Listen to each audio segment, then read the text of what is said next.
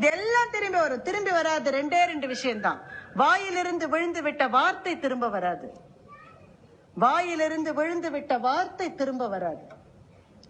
நான் கல்லூரியில படிக்கிற போது எங்க அம்மாட்ட ரொம்ப அலட்சியமா நடந்துப்பேன்.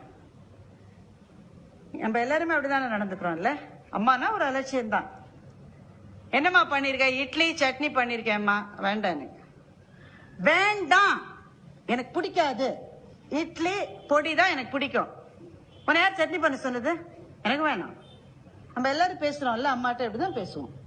எங்க அம்மா உடனேயே மிளகாவை வறுத்து இடிச்சு, இந்த அம்மா இந்த புத்தி உனக்கு முன்னாடியே வந்திருக்கலாம்ல அப்படின்னு நான் கேட்டிருக்கேன் எங்க அம்மாட்ட.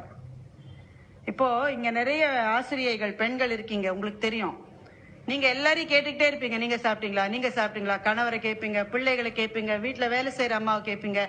நீ சாப்பிட்டியான்னு உங்களை கேட்கறதுக்கு யாரும் கிடையாது, ஒருத்தர் கூட கிடையாது.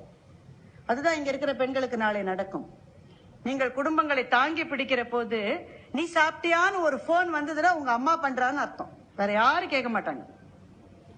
இன்னைக்கு எனக்கு ஆசையா இருக்கு எங்க அம்மாவோட கையை பிடிச்சிட்டு, அம்மா நீங்க அப்படி சொல்லிட்டேம்மா காலேஜ்ல படிக்கிற போது, ரொம்ப சாரிம்மா, you mean so much to me, I love you so much சொல்லணும்னு ஆசையா இருக்கு.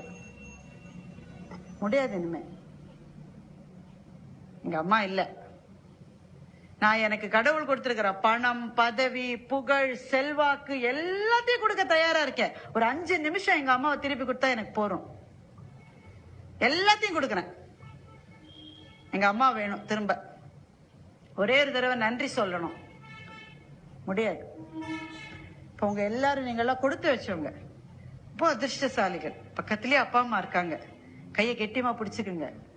முடிஞ்ச மட்டும் எப்பெல்லாம் முடியுமோ அப்பெல்லாம் தேங்க்யூன்னு சொல்லுங்க அம்மாட்ட. சி லூஸ் மாதிரி பேசாதானே தான் அம்மா சொல்லும். அப்படிதான் அதுக்கு பேச வரும். இருந்தாலும் அம்மாட்ட சொல்லுங்க, கட்டி பிடிச்சுக்குங்க. அப்பாவோட பேசுறதுக்கு, அதுவும் ஆண்களுக்கு ரொம்ப தயக்கம். வீட்டுல இருக்கிற ஒரே வில்லன் யாருன்னா அப்பா தான். ஒரே வில்லன் அந்த ஆள் தான்.